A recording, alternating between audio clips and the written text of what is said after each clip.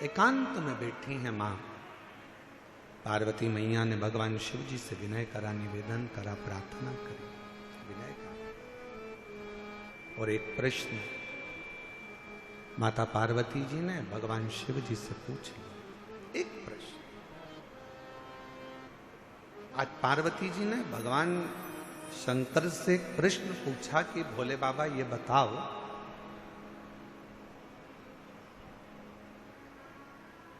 मेरे पिता हिमालय राज नारायण का स्मरण करते हैं, मेरी माता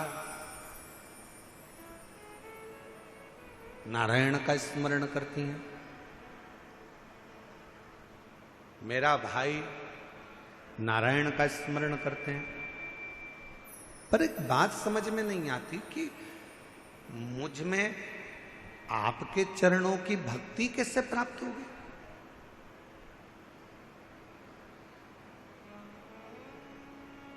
मेरा पूरा घर नारायण का भगत है, मेरा पूरा परिवार नारायण का भगत है, पर मेरे दिल में शिव के प्रति भक्ति कैसे जागृत होगी, शंकर जी के प्रति विश्वास कैसे जागृत होगा, शिव जी के प्रति भरोसा कैसे जागृत होगा, मुझे यह समझ में नहीं आ रहा। ये कैसे हो सकता है?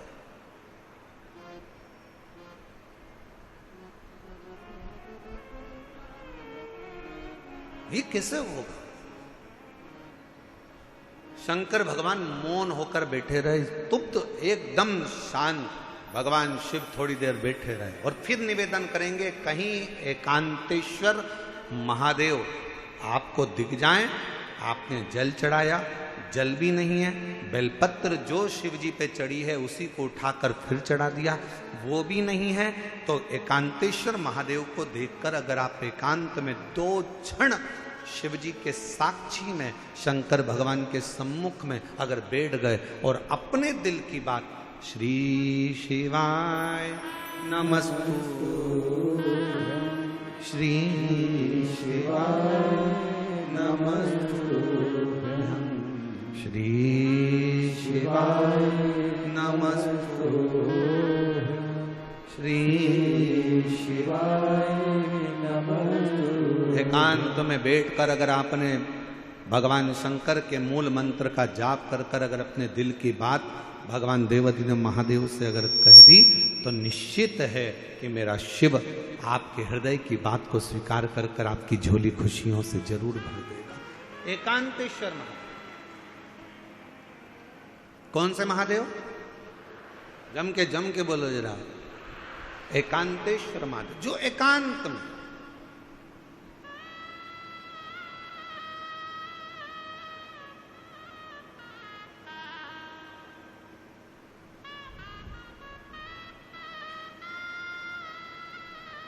अच्छा, कई लोगों ने कहा गुरुजी ये एकांतेश्वर महादेव से कहो तो एकांतेश्वर महादेव सुनते बहुत हैं। एक बात समझ में नहीं आती, एकांत का इतना वर्णन क्यों है? हमने कहा एक काम करो, तुम्हारी सास ननंद के साथ बैठी हो, तुम्हारी सास तुम्हारी देवरानी के साथ बैठी हो, तुम्हारी सास तुम्हारी जेठानी के साथ बैठी हो, तुम्हारी सास मौसिया सास के साथ बैठी हो, तुम्हारी सास बुआ सास के साथ बैठी हो, तुम्हारी सास तुम्हारी 2-3 नंदे हो, उन सब के साथ बैठी हो, तब तुम सास के पास जाकर कुछ कहना, सास तुम्हारी बात स्वीकार करती कि नहीं करती। और जब सास के पास से पूरी नंदे चली जाए, मौसी चली जाए, देवरानी चली जाए, जेठानी चली जाए, देवरानी जेठानी सब अपने मायके चली गई, नंदे अपनी ससुराल चली गई, सास अकेली कमरे में है, उस समय पर सिर पे पल्लू लेकर बड़े भाव से जाकर अपने दिल की बात सास को कहना, पक्का सास अपने हाथ की अंगूठी निकाल कर निश्चित है वो एकांत में बैठी, शांति से बैठी, एकांत।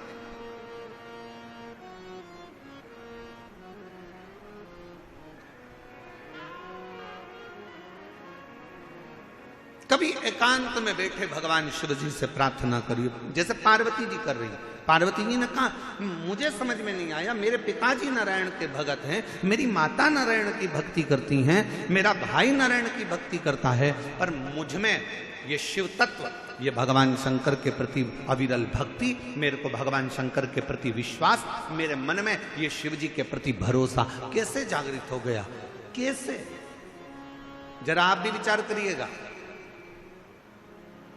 कई माताएं अपने मन पर विचार करिएगा कि आपके घर में भी किसी के घर में कोई की सेवा होती है, किसी घर में नारायण की सेवा होती है, किसी घर में राम जी की सेवा होती है, किसी के घर में कृष्ण की सेवा होती है, किसी के घर में जगत जननी जगदम्बा की सेवा होती है, किसी के घर में दत्त की सेवा होती है, किसी के घर में गुरु की सेवा होती है, किसी के घर में कोई सेवा होती है। पर आप शंकर जी से कैसे जुड़ गए? आप शंकर जी पर कैसे भरोसा कर लिए? आप शिव जी पर कैसे भरोसा कर लिए? आप शिव जी पर कैसे विश्वास कर लिए?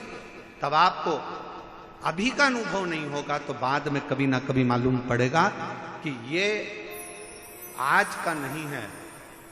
भगवान शंकर ने कहा पार्वती तू पूछ रही है कि तेरे पिता नारायण को भजते हैं, तेरी मां नारायण को भजती हैं, तेरे भाई नारायण को भजते हैं और मैं शिव जी की भक्ति में कैसे लग गई? तो सुन पार्वती,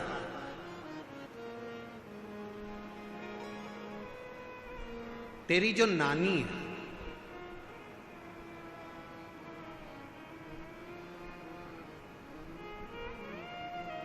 शंकर जी की नानी सास, पार्वती जी की नानी,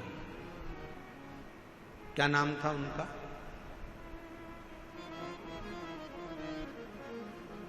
बोलो बोलो जल्दी से बोलो। ओ दिल्ली वाले, अब दिल्ली वाले कहेंगे गुरुजी हमें तो पड़ोसन का नाम नहीं मालूम, तुम शंकर जी की नानी का नाम पूछ रहे हो। पार्वती जी की, पार्वती जी की नानी का नाम क्या है? सुधा। क्या नाम है? सुधा।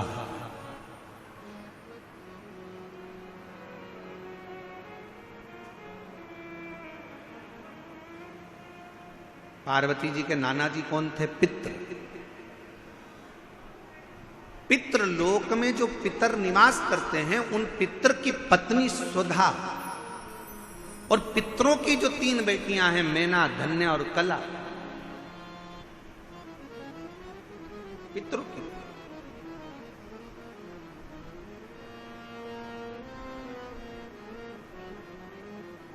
तो पार्वती जी की नानी का नाम क्या है? सुधा। शिव जी ने कहा सुनो पार्वती जी, तुम पूछ रही हो कि तुम में ये शिव तत्व भगवान शंकर की अविरल भक्ति कैसे प्राप्त हो गई? शिव महापुराण की कथा कहती है, पहले दिन की कथा में अपन ने देवराज ब्राह्मण का चरित्र सुना था। देवराज ब्राह्मण बहुत पाप कर्म करा था, तो वह महापापी था। उसने कभी शंकर का मंदिर नहीं देखा, उसने कभी शिवालय नहीं देखा, वो कभी भगवान के मंदिर नहीं गया, उसने कभी भगवान का नाम नहीं लिया। महापापियों की गिनती में देवराज ब्राह्मण आता।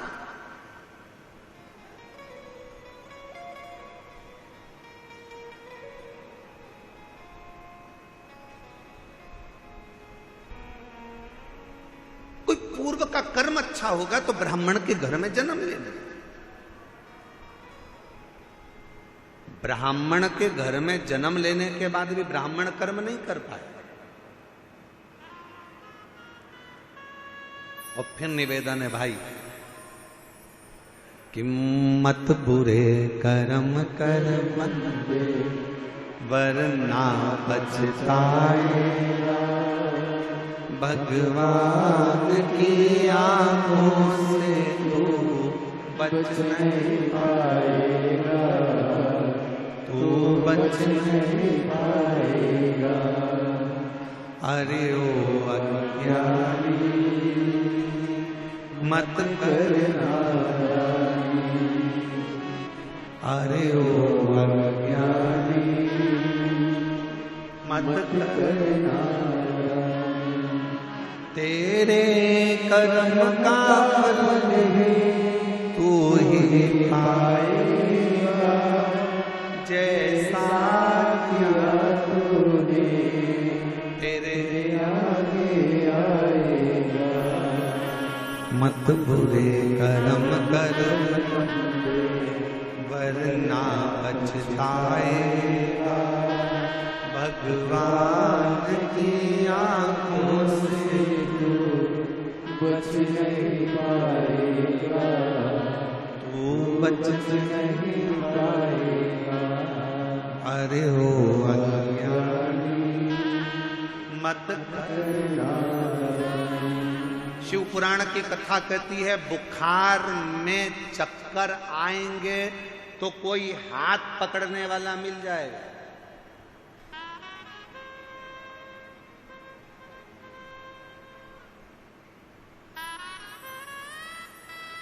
बुखार का समय आएगा तो कोई हाथ पकड़ने वाला मिल जाएगा। शरीर में कष्ट होगा तो कोई हाथ पकड़ने वाला मिल जाएगा। बुखार में कमजोरी आएगी तो कोई हाथ पकड़ने वाला मिल जाएगा। शरीर में कमजोरी आएगी तो कोई हाथ पकड़ने वाला मिल जाएगा। चक्कर अगर थोड़ा सा आया तो कोई हाथ पकड़ने वाला मिल जाएगा। पर शिव पुराण की कथा कहती है जब दुख का चक्कर चलता है तो कोई हाथ पकड़ने वाला नहीं मिलता है, हाथ केवल महादेव पकड़ता है। केवल एक, केवल बुखार का चक्कर आया ना, कहीं गिर रहे होगे तो कोई पकड़ लेगा।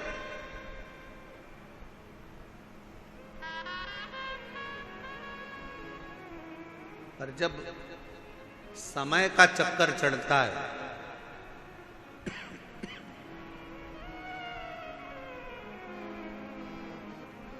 जब समय का चक्कर आता है तब कोई पकड़ने वाला नहीं है। कोई कौन पकड़े? बुखार में हाथ पकड़ने वाले बहुत होंगे, कमजोरी में हाथ पकड़ने वाले बहुत होंगे, पर जब दुख का चक्कर आएगा, कोई विपदा आएगी, कोई कष्ट आएगा, तब कोई हाथ नहीं पकड़ेगा। कोई नहीं। उस समय पर कोई हाथ नहीं पकड़ेगा। पर शिव पुराण की कथा कहती है उस समय पर केवल एक, तुमने जो शंकर जी को 1 लोटा जल रोज चढ़ाया है, ये हाथ तुम्हारा आगे बढ़कर 1 लोटा जल जो शिव जी पर चढ़ाता है, वो हाथ को कोई पकड़े चाहे ना पकड़े, मेरा देव अधिदेव महादेव तुम्हारे हाथ को जरूर पकड़ ले।